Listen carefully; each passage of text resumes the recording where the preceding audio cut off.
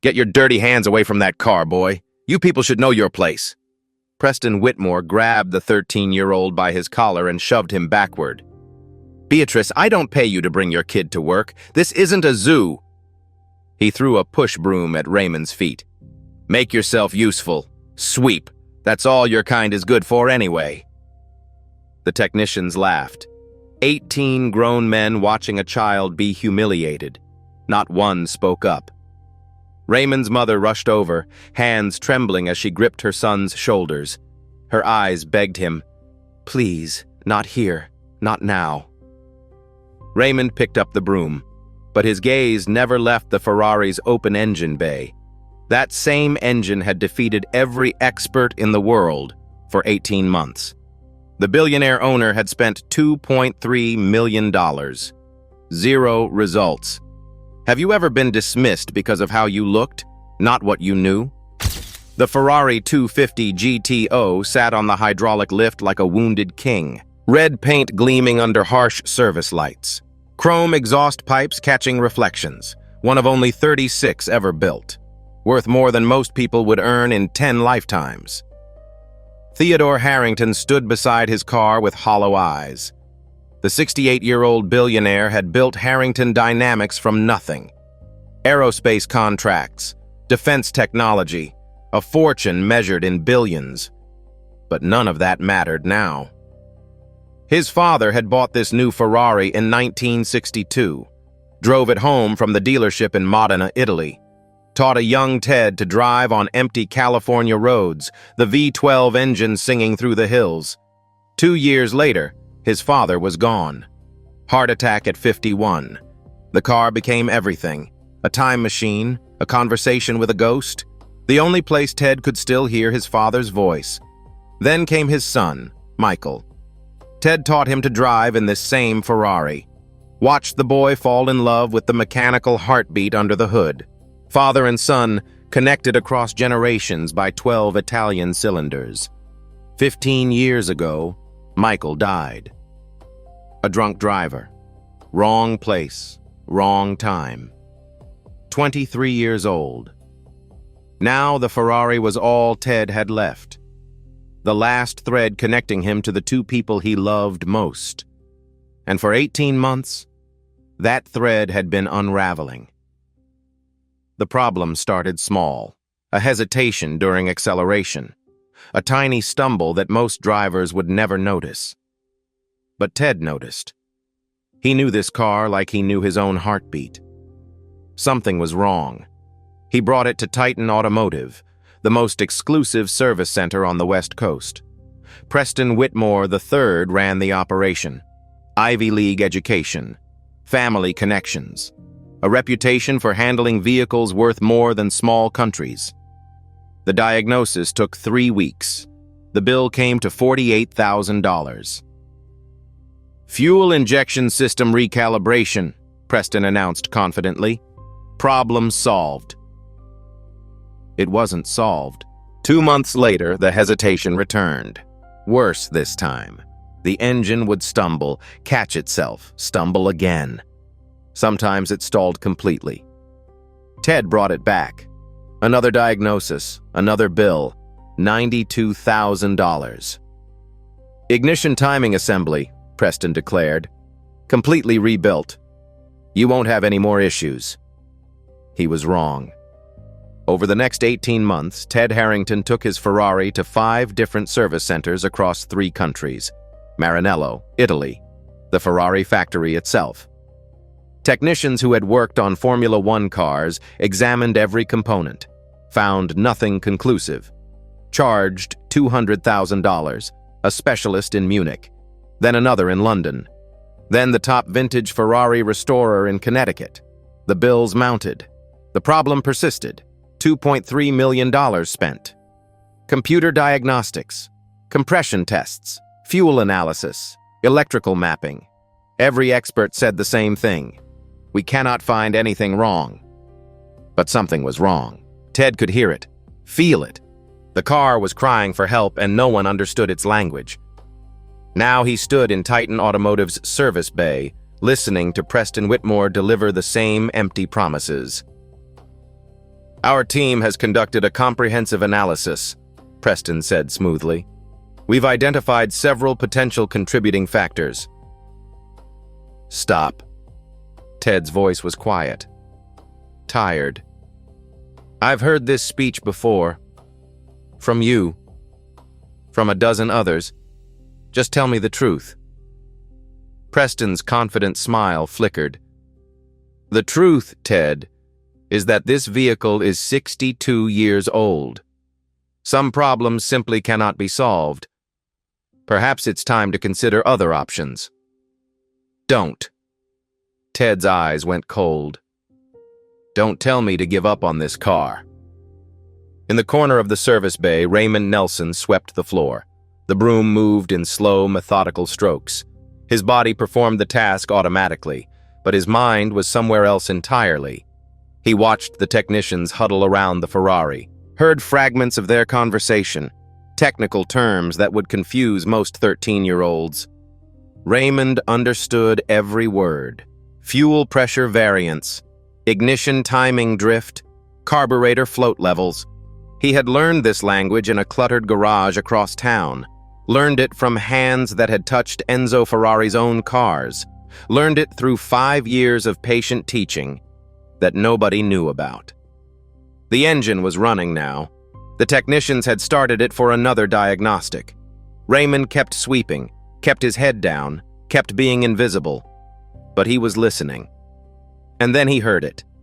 A flutter, a microscopic hesitation in the engine's rhythm, so brief that electronic sensors would round it off as normal variation, so subtle that trained technicians standing 3 feet away noticed nothing. Raymond's broom stopped moving.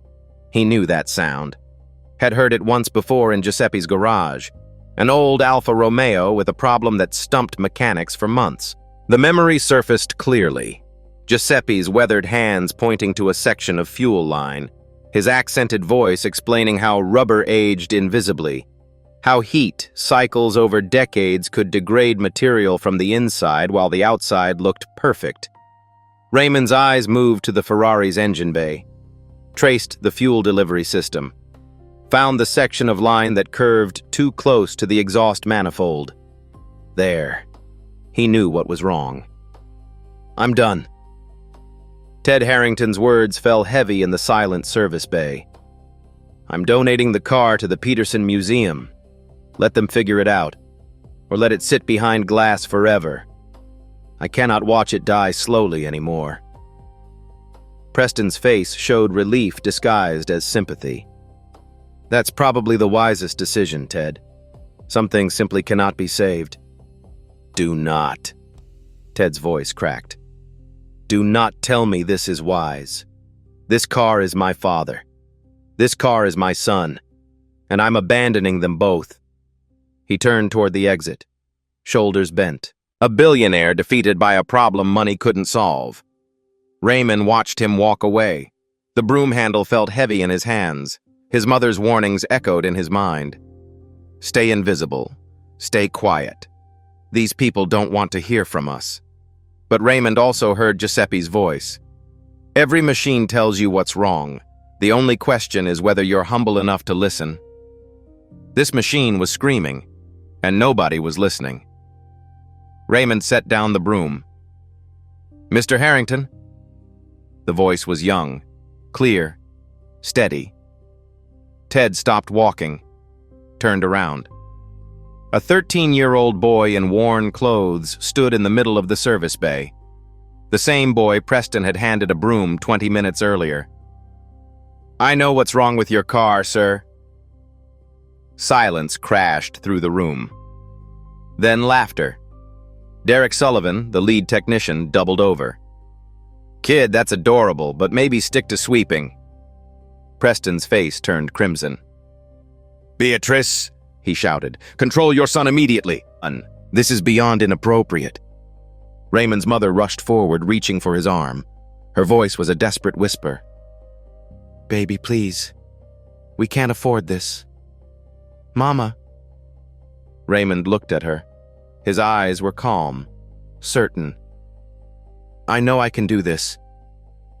Ted Harrington raised his hand. The room fell silent. "Let him speak." "Ted, you cannot be serious." Preston stepped forward. "This is a child, the son of a cleaning woman. He has no training, no credentials, no qualifications whatsoever." "Preston." Ted's voice cut sharp. "Your credentials have cost me $2.3 million in 18 months. I can spare 5 minutes for someone new." He turned to Raymond. "What's your name, son?" "Raymond Nelson, sir." "And you think you know what's wrong with my Ferrari?" Raymond nodded. "Everyone's been listening to what the computers say, but the computers don't hear what I heard. Your car is trying to tell you something, and I know what it is." Preston Whitmore saw his authority crumbling. A black child was being taken seriously over his expert opinion, in his own facility, in front of his own staff. "Fine," he said sharply. "If Mr. Harrington wants to entertain this circus, we'll do it properly. I'm calling Ferrari North America, the Automotive Certification Board. We'll arrange a formal evaluation." He smiled coldly at Raymond. "1 week from today. You'll have 90 minutes to diagnose the problem in front of qualified witnesses. When you fail, and you will fail, it will be documented permanently." Preston turned to Beatrice, lowered his voice to a hiss. "If your son embarrasses this company, you'll never work in this city again. Not as a maid, not as anything. I'll make certain of it." Beatrice's face went gray. Her hands trembled, but before she could pull Raymond away, her son spoke. "Mama." She looked at him. This strange, brilliant boy she had raised alone. This child who spent weekends in an old man's garage. This son who saw things others couldn't see. "I can do this," Raymond said. "Mr. Giuseppe taught me. I know I can do this." Beatrice thought of every time she had told him to stay quiet, stay small, stay safe. She thought of his father, who died with dreams unfulfilled. She looked at Preston Whitmore's smug face. Then she straightened her spine. "My son doesn't lie, Mr. Harrington. If he says he knows, he knows." The challenge was set. 7 days. News traveled fast through San Francisco's automotive community. A 13-year-old boy claiming to solve what defeated the world's best. The Maid's son challenging certified experts. Preston made sure journalists knew about it. He wanted witnesses for the humiliation. He never considered that he might be wrong. If you've ever been told you were too young or too different to matter, stay with this story. In 7 days, Raymond Nelson will face a tribunal expecting him to fail. What happens next will leave every one of them speechless. 5 years earlier, on a sweltering August afternoon, an 8-year-old Raymond Nelson sat on the curb watching his mother cry. Their Honda Civic had died 3 blocks from her cleaning job. Smoke rose from under the hood. The transmission warning light glowed angry red. Beatrice had already called 2 repair shops. Both quoted over $600. Money she didn't have. Money that would take months to save. Missing work meant no paycheck. No paycheck meant no rent. No rent meant the street. Raymond watched his mother's shoulders shake, watched her press her palms against her eyes, watched her whisper prayers to a God who seemed very far away. "Mama," he said quietly, "can I look at it?" She almost laughed, almost, but something in his voice stopped her. "Baby, you're 8 years old." "I know, but can I look?" She had nothing left to lose. She popped the hood. Raymond stood on his tiptoes and stared at the engine, a maze of metal and rubber and mystery. He didn't understand any of it, but he wanted to. The next morning, Raymond walked 2 miles to the Oakland Public Library. He found the automotive section and pulled every repair manual he could reach. Chilton guides, Haynes manuals, pages filled with diagrams and specifications. He understood maybe 10%, but he copied everything into a composition notebook, drew the diagrams by hand, wrote questions in the margins.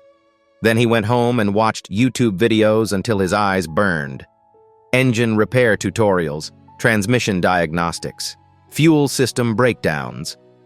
For 7 days, Raymond lived in that Honda's engine bay. His small hands fit into spaces adult mechanics couldn't reach. His fingers traced wires and hoses, matching them to the diagrams in his notebook. On the 8th day, he found it. A loose connector in the transmission sensor. Corroded pins that weren't making proper contact. A problem that 2 shops wanted $600 to fix. Raymond cleaned the connector with a toothbrush, secured it with electrical tape borrowed from a neighbor. The Honda started on the first try. Beatrice Nelson held her son and wept. Different tears this time. Across the street, an old man had been watching from his garage doorway. White hair, weathered hands, eyes that had seen more engines than most people would see in 10 lifetimes. Giuseppe Martinelli had worked at the Ferrari factory in Maranello for 30 years. He had tuned engines for racing legends, had drunk coffee with Enzo Ferrari himself, had forgotten more about Italian automobiles than most mechanics would ever learn. Now he was 73 years old, living on a pension in Oakland, surrounded by memories and old car parts. He crossed the street slowly, approached the boy who was still holding a toothbrush and a roll of electrical tape. "You fixed that yourself?" Raymond looked up. "Yes, sir." "No help? No professional tools?" "YouTube mostly, and library books." Giuseppe studied the boy's face, saw something there, a hunger, a focus, a gift waiting to be unwrapped. "How old are you?" "8, sir." "Do you know what a Ferrari is?" Raymond's eyes lit up like sunrise. "The 250 GTO is considered the most beautiful car ever made. Only 36 were built. The engine is a Colombo 512, 3-liter displacement, about 300 horsepower. They're worth around $70 million now because..." Giuseppe held up his hand, smiling for the first time in months. "Come with me. I want to show you something." The garage was a museum.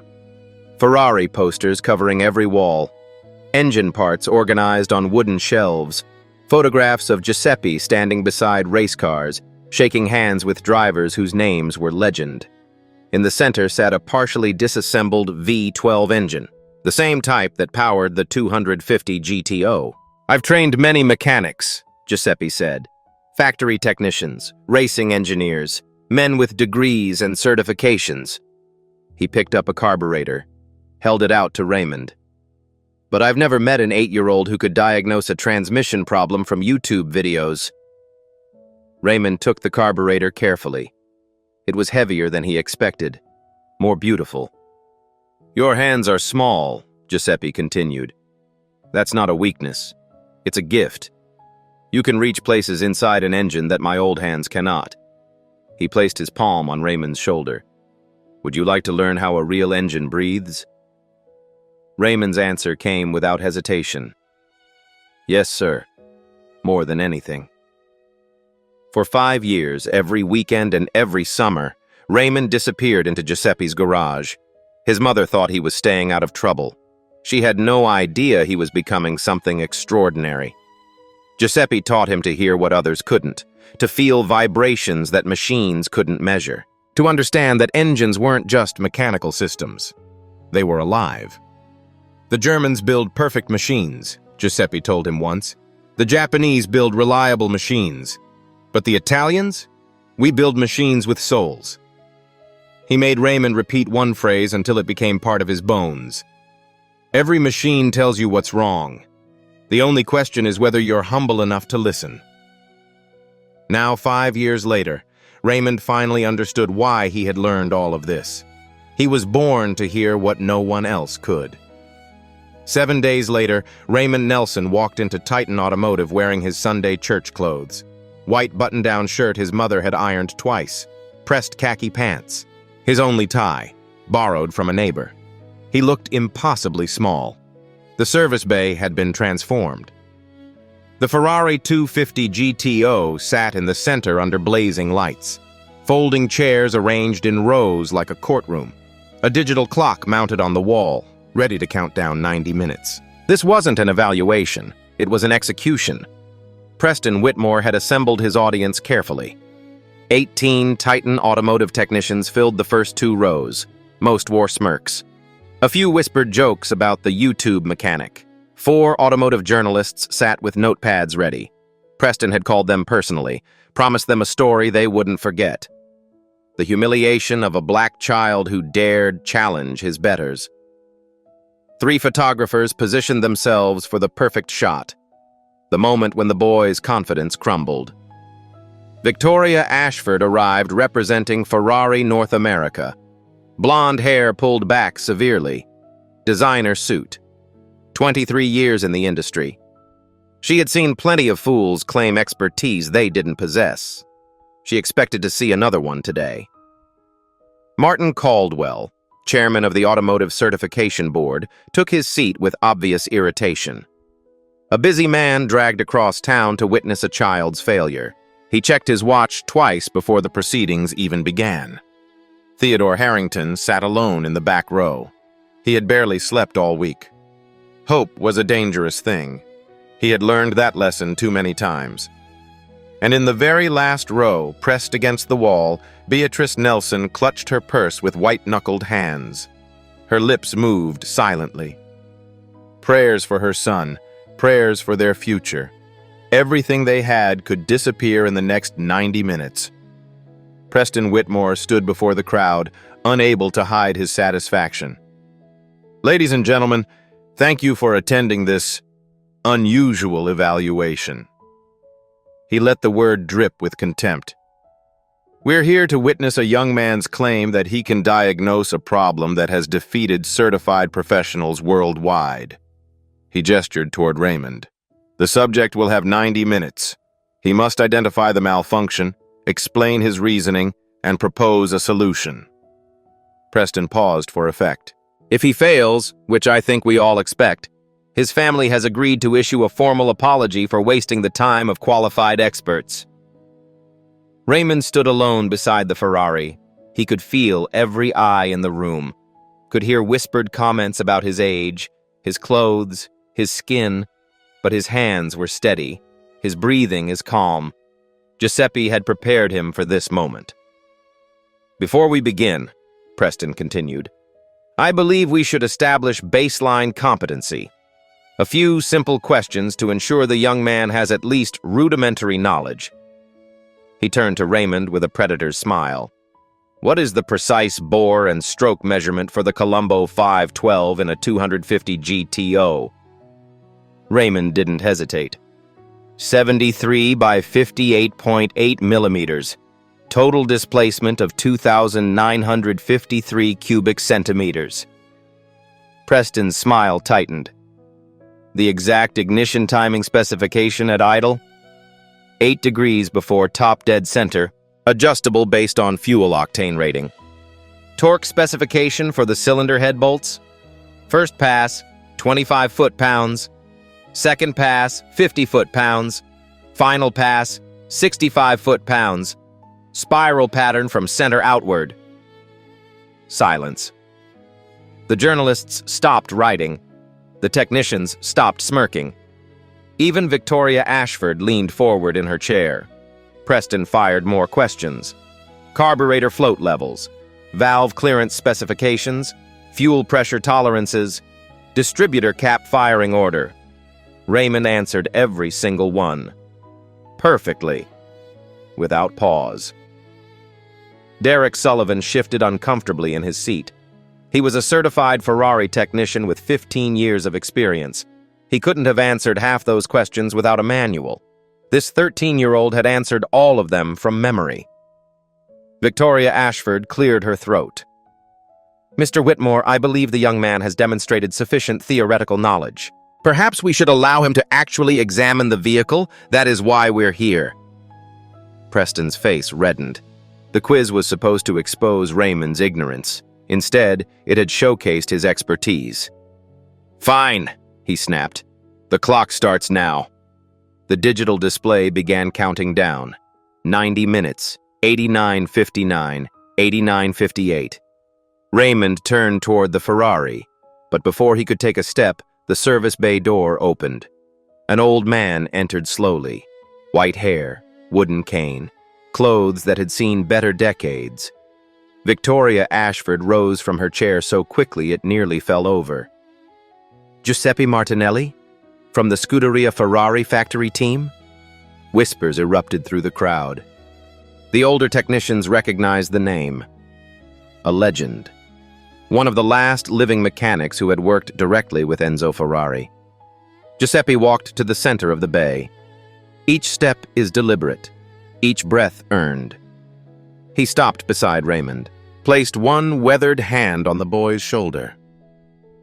"This young man has been my student for 5 years," Giuseppe said. His voice was soft but carried to every corner of the room. "I have trained over 100 technicians in my career. Factory mechanics, racing engineers, men with university degrees and decades of experience." He looked directly at Preston Whitmore. "Raymond Nelson is the most gifted diagnostician I have ever taught. If he says he knows what's wrong with this car, then he knows." He squeezed Raymond's shoulder gently. "I am here to witness." Preston sputtered. "This is highly irregular. This was supposed to be an independent evaluation. Outside interference could compromise the entire process." Theodore Harrington stood up.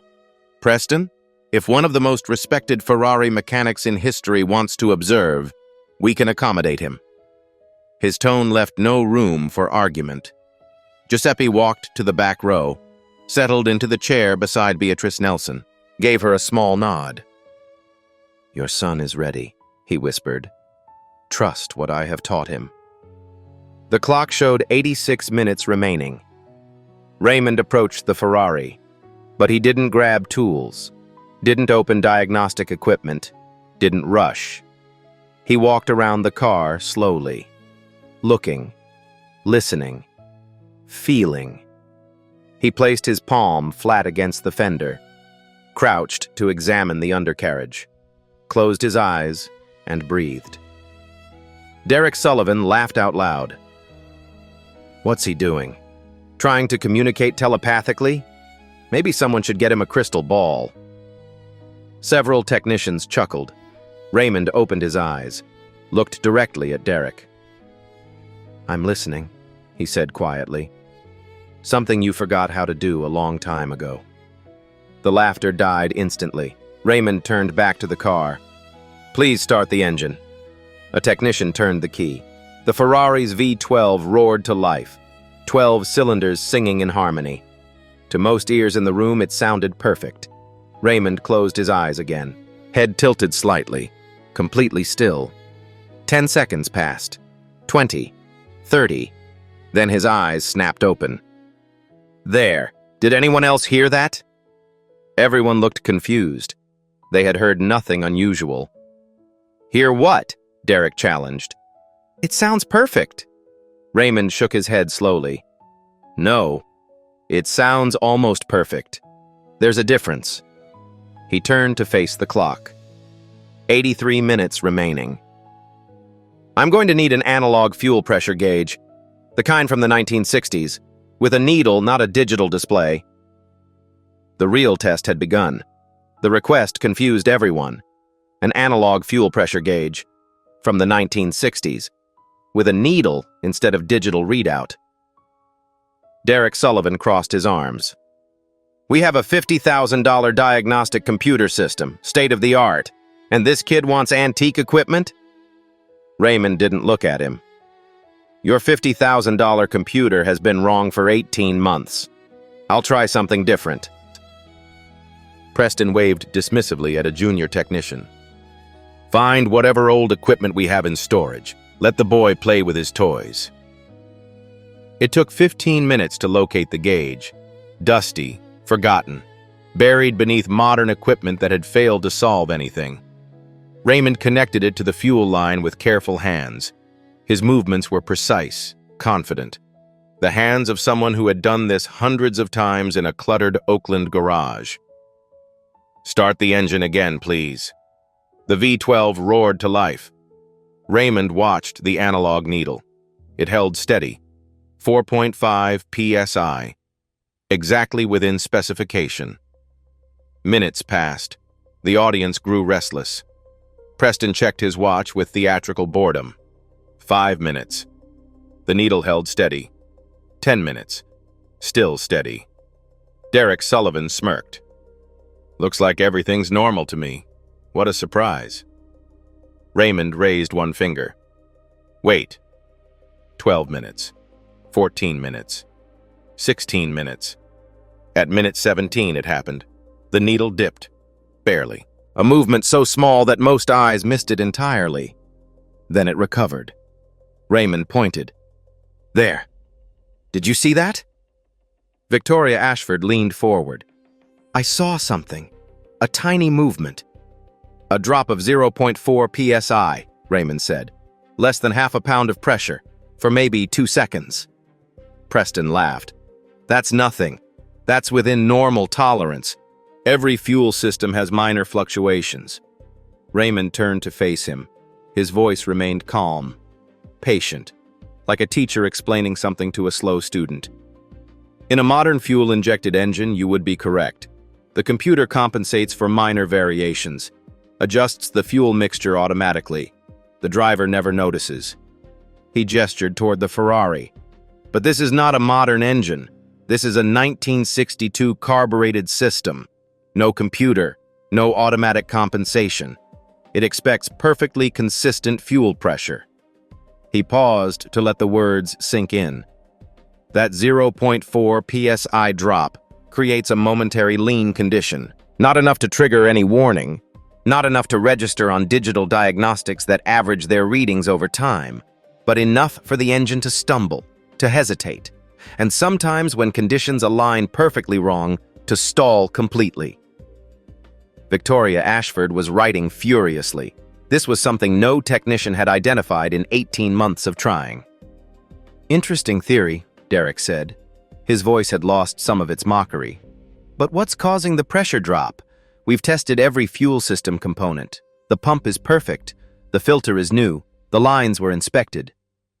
Raymond nodded. I know. I read the reports. Every component tests perfectly in isolation. He began pacing slowly, thinking out loud. Something works fine when it's cold, tests fine when you examine it separately, but fails when the entire system runs hot, under real conditions over extended time. He stopped pacing. Something that changes with heat. The clock showed 58 minutes remaining. Raymond dropped to the ground and slid under the car. His church clothes scraped against concrete. The white shirt his mother had ironed so carefully was getting dirty. He didn't care. His small body fit easily into spaces where adult mechanics would struggle. This was what Giuseppe had taught him. Your hands are small. That's not a weakness. It's a gift. Raymond traced the fuel line with his fingertips, inch by inch, following it from the tank toward the engine. His hand stopped at a section near the exhaust manifold. Flashlight, please. Someone handed one down to him. Raymond examined the fuel line section carefully. It looked perfect. No cracks, no visible wear, no obvious damage. It would pass any inspection. Raymond slid out from under the car. His white shirt was now gray with dust, his khaki pants stained at the knees. But his eyes were bright. This section of fuel line is original, he said. From 1962. 62 years old. Derek shrugged. Original components are valuable in vintage cars. We don't replace things that aren't broken. It's not broken, Raymond said. It's tired. There's a difference. He walked to where Victoria Ashford sat. Ma'am, may I explain what I believe is happening? She nodded, intrigued. This fuel line runs within 2 inches of the exhaust manifold. Every time the engine runs, that section gets hot. Very hot. Then the engine stops, and it cools down. Raymond held up his hands, demonstrating expansion and contraction. 62 years of heat cycles, thousands and thousands of times. The rubber expands when hot, contracts when cold, over and over. He continued. The outside of the rubber still looks perfect. You can inspect it visually and it appears fine. But the inside, the part you cannot see, it has degraded, microscopic cracks, tiny inconsistencies in the material. Victoria Ashford was nodding slowly. When the engine heats up, that section of line heats up too. The degraded rubber expands slightly. The inner diameter narrows by a fraction of a millimeter. Raymond pinched his fingers together. Not enough to block fuel flow, not enough to trigger any warning, but enough to reduce pressure by 0.4 psi. He pointed to the analog gauge. Then the engine cools, the rubber contracts, returns to normal. You test it, and everything checks out perfectly. The problem disappears until the next time conditions align. The room was silent. Giuseppe Martinelli rose slowly from his seat in the back row. Every eye turned to him. "I have seen this twice in my career," the old man said. "Both times on vehicles over 50 years old. It is nearly impossible to diagnose because every standard test shows normal results." He looked at Raymond with pride that needed no words. "You cannot find this problem with computers. You can only find it by understanding how materials age, how heat affects rubber over decades, how engines speak to those who know how to listen." Martin Caldwell, the certification board chairman, leaned forward.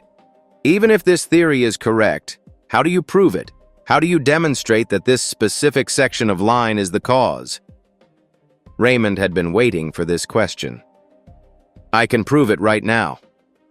The clock showed 34 minutes remaining. Raymond asked for basic tools and a length of modern fuel-rated hose. "I want to bypass this section with a temporary line. Same diameter, same length, different material. If I'm right, the pressure fluctuation will stop completely." Preston saw his last chance to stop this. "Absolutely not. You want to modify a $70 million vehicle based on a theory? Based on a guess from a child?" Theodore Harrington stood up. "It's not a guess. It's a diagnosis." His voice was firm. "Let him proceed." Raymond went to work. What happened next silenced every skeptic in the room. His hands moved with precision that seemed impossible for his age. He cut the bypass hose to exact length, connected it with practiced efficiency. Each movement is confident, professional. In Giuseppe's garage, he had done this hundreds of times. On old engines, on broken systems, on machines that everyone else had abandoned. His small fingers worked in spaces where adult hands could not reach. The gift that Giuseppe had recognized 5 years ago. 8 minutes later, the bypass was complete. Derek Sullivan examined the work despite himself. The connections were solid, clean, professional quality. "This is actually good work," he admitted quietly. Raymond wiped his hands on his already ruined pants. "Start the engine." The V12 roared to life. The analog gauge needle held steady at 4.5 psi. Everyone watched. 5 minutes. Needle steady. 10 minutes. Needle steady. 20 minutes.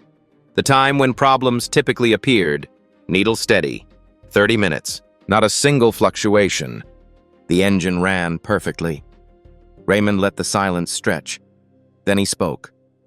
"Now I'm going to remove the bypass and reconnect the original line." He worked quickly. 3 minutes later, the original fuel line was back in place. "Start the engine."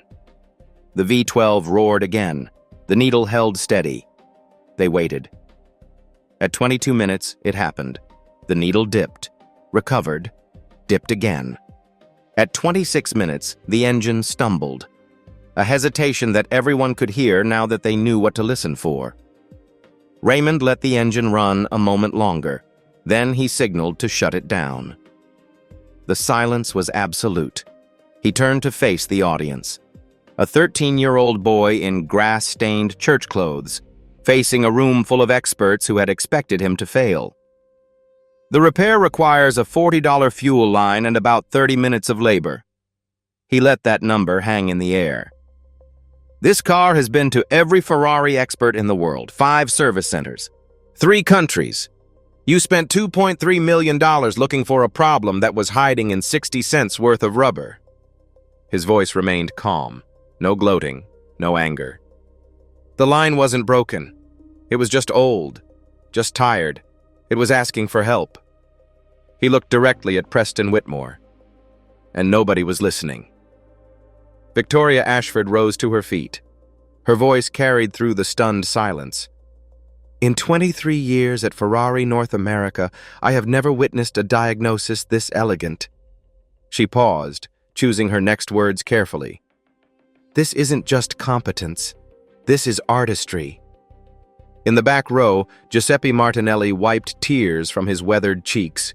He had taught Raymond to listen, and Raymond had heard what no one else could. The clock showed 6 minutes remaining. Raymond hadn't needed them. Theodore Harrington hadn't moved from his seat. His hands gripped his knees. His eyes glistened with something he hadn't allowed himself to feel in 18 months, hope. Raymond, his voice was hoarse. I need to be certain. I need to drive this car. Preston stepped forward immediately. Ted, we haven't conducted a full safety inspection after the modification. The liability alone... Preston. Ted's voice cut like steel. The boy did a diagnostic bypass with the fuel line, not heart surgery. I'm driving my car. He stood slowly, walked toward the Ferrari like a man approaching a grave, or a resurrection. Raymond watched him, understood something that the others in the room couldn't see. This wasn't about proving a diagnosis correct. This was about a man trying to find his father and son again. Mr. Harrington? Raymond's voice was quiet. May I ride with you? Preston nearly choked. Absolutely not. A child in a $70 million vehicle? The insurance implications alone are catastrophic. I cannot allow... You cannot allow it? Ted turned slowly. His eyes were dangerous. This is my car. My decision. The boy diagnosed what your entire team couldn't find in 18 months. He looked at Raymond. He rides with me. The Ferrari's door opened with a sound like a whispered promise. Ted slid into the driver's seat. Leather worn soft by 6 decades of use. His father had sat here. His son had sat here. Now a 13-year-old stranger sat in the passenger seat. A boy who had heard what nobody else could hear. Ted turned the key. The V12 engine sang to life. 12 cylinders breathing in perfect harmony. For the first time in 18 months, the sound didn't fill him with dread. They pulled out of the service bay into San Francisco sunlight. The crowd watched them disappear around the corner. Nobody spoke. The route Ted chose was deliberate. Every road that had betrayed him before, every hill where the engine had stumbled, every intersection where he had held his breath, waiting for failure. Pacific Heights, the steepest streets in the city. Grades that punished weak engines and exposed hidden flaws. The Ferrari climbed without hesitation. How did you learn all this? Ted asked, eyes fixed on the road. You're 13 years old. Raymond considered the question. Mr. Giuseppe says age doesn't matter. Only attention matters. He says most people stop paying attention when they grow up. They start trusting machines instead of themselves. Ted nodded slowly. He sounds like a wise man. He's the wisest person I know. Raymond paused. Except maybe my mama. They drove in silence for a while, through traffic, up hills, down valleys. The engine never faltered, never hesitated, never stumbled. 20 minutes into the drive, they reached the intersection at Pacific Heights where the car had stalled 3 times last year. Ted's hands tightened on the wheel, his jaw clenched. The Ferrari climbed the hill smoothly, powerfully, perfectly. Ted's grip relaxed. His breath came easier. At a red light near the top, his hands began to shake. Not from fear this time, from something else entirely. My father taught me to drive in this car. His voice cracked. Summer of 1973. I was 16. He sat right where you're sitting now. Raymond listened. He died 2 years later. Heart attack. No warning. Just gone. Ted's eyes stayed fixed forward. This car became everything. The only place I could still feel him. The light turned green. He didn't move. Then my son came along. Michael. I taught him to drive in this same car. Same roads. Same lessons my father taught me. A car behind them honked. Ted ignored it. 15 years ago, a drunk driver took him from me. 23 years old. His whole life ahead of him. Tears rolled down the billionaire's cheeks. He didn't wipe them away. When this car started failing, it felt like losing them both again. Like even their memory was being taken from me. Raymond understood loss. His father had died when he was 3. He barely remembered him. But he remembered his mother's grief. The weight she carried every day. The car wasn't failing you, Mr. Harrington. Raymond's voice was gentle. Older than his 13 years. It was just tired.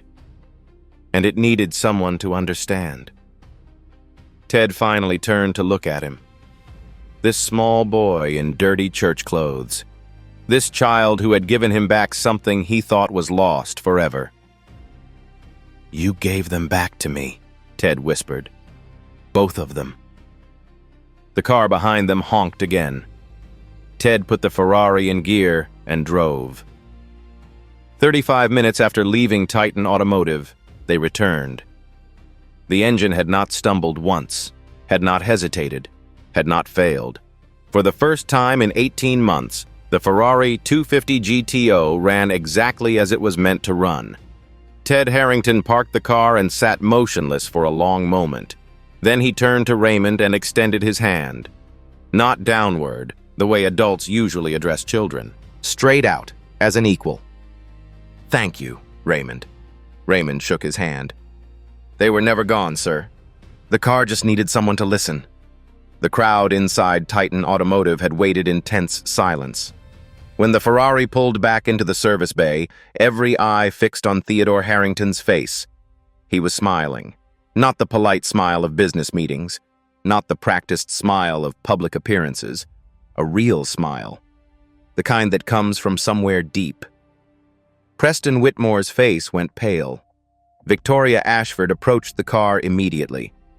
Mr. Harrington, the results? Ted climbed out slowly. Looked around the room at the technicians, the journalists, the experts who had gathered to witness a child's failure. 35 minutes, he said. Every road that broke this car before. Every hill. Every condition. He paused. Not a single problem. Not one hesitation. The boy was right. The room erupted. Journalists shouting questions. Technicians whispering in disbelief. Cameras flashing. Through it all, Raymond stood quietly beside the Ferrari. His mother rushed forward and wrapped him in her arms. Tears streaming down her face. Victoria Ashford raised her hand for silence. The room slowly settled. She turned to Raymond with an expression he had never seen directed at him before. Respect. Mr. Nelson, Ferrari North America operates a Young Technicians Pipeline program. Full scholarship to any technical high school of your choice. Summer internships at our facility beginning next year. And when you're old enough, guaranteed apprenticeship in our Heritage Restoration Division. She smiled. We haven't seen talent like yours in a generation. We'd be fools not to invest in it. Raymond looked at his mother. She nodded, still crying. Thank you, ma'am. I'd like that very much. Theodore Harrington stepped forward. And I'm establishing an educational trust in your name. Full funding through doctorate level if you want it.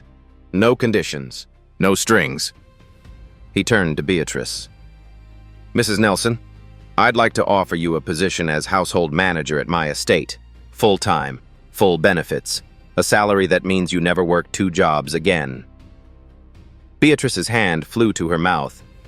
Raymond will have full access to my garage, Ted continued. I have a few other vintage cars that might benefit from his attention. Finally, he turned to Giuseppe, who stood quietly in the back. Mr. Martinelli, I'm funding the complete restoration of your workshop as a training center. Teach others what you taught Raymond. Giuseppe's eyes widened. One condition. Ted smiled. Raymond helps you teach. The old man looked at his student. The boy who had arrived in his garage 5 years ago with engine grease on his fingers and stars in his eyes. Deal. Preston Whitmore watched his world collapse in slow motion. The journalists were no longer interested in a child's humiliation. They had a better story now. A 13-year-old genius who solved what certified experts couldn't. A $40 fix after $2.3 million in failed repairs. And Preston Whitmore's name was attached to every single one of those failures. Victoria Ashford approached him with a pleasant smile that didn't reach her eyes. Mr. Whitmore, I'll need complete service records for Mr. Harrington's vehicle. Every diagnosis, every repair, every invoice, standard post-case review. Preston's throat tightened. Of course. I'll have my assistant compile everything. Today, please. Her smile sharpened. Ferrari North America takes these matters seriously. The audit began that afternoon. What it revealed was devastating. 18 months of service records, $2.3 million in charges, detailed invoices for comprehensive repairs that should have solved the problem. Except the original fuel line had never been touched, never inspected, never replaced. Charges for components that tested defective, but were later proven functional. Labor hours that didn't match actual work performed. Diagnostic fees for procedures that were never conducted. The pattern was clear. Either catastrophic incompetence or deliberate fraud. Ferrari North America issued a formal complaint. 3 other luxury brands initiated their own audits. Clients who had trusted Titan Automotive with irreplaceable vehicles began demanding answers. The board of directors convened an emergency meeting. Preston's father-in-law, who had secured his position 15 years ago, was notably absent. His wife Clara refused to take his calls. But the service records weren't the only evidence that surfaced. Anthony Brooks had worked security at Titan Automotive for 7 years. He had watched, listened, documented. The day after Raymond's diagnosis, Anthony contacted the Equal Employment Opportunity Commission. His evidence filled 3 folders. Emails showing qualified candidates rejected with pretextual excuses. Interview notes containing discriminatory comments. A systematic pattern that blocked minorities from technical positions for over a decade. He called it maintaining standards, Anthony told investigators. What he meant was maintaining the color of his staff. The EEOC opened a formal investigation. 3 former job applicants joined a potential class action lawsuit. Employment lawyers circled like sharks, sensing blood. 2 weeks after Raymond Nelson diagnosed a 62-year-old fuel line, Preston Whitmore III issued a brief statement. I have decided to step down from my position to pursue other opportunities. There was no severance package, no farewell celebration, no letter of recommendation. His name was quietly removed from industry conferences where he had lectured about professional standards. His membership in the Automotive Excellence Council was revoked. His reputation, built on connections rather than competence, crumbled like wet paper. But not everyone who participated in Raymond's humiliation chose the same path. 3 days after the diagnosis, Derek Sullivan appeared at Giuseppe's garage. Raymond was there, working on an old Alfa Romeo engine. Derek stood in the doorway, uncomfortable in his own skin. I've been turning wrenches for 16 years, he said quietly. Thought I was good at this. Thought I understood the engines. He swallowed hard. You made me realize I forgot why I started. Got lazy. Trusted screens instead of my senses. Stopped listening. Raymond watched him silently. I know I was a jerk to you. I know I don't deserve anything. Derek's voice cracked. But would you teach me? How do you listen like you do? Raymond looked at Giuseppe. The old man's expression said everything. Your choice. Raymond considered. Derek had mocked him, laughed at him, dismissed him in front of everyone. But Giuseppe had taught him that everyone deserves a chance to learn. That was how Raymond got his chance. Saturday mornings, Raymond said finally. 6 a.m. Bring coffee for Mr. Giuseppe. He almost smiled. He likes it strong.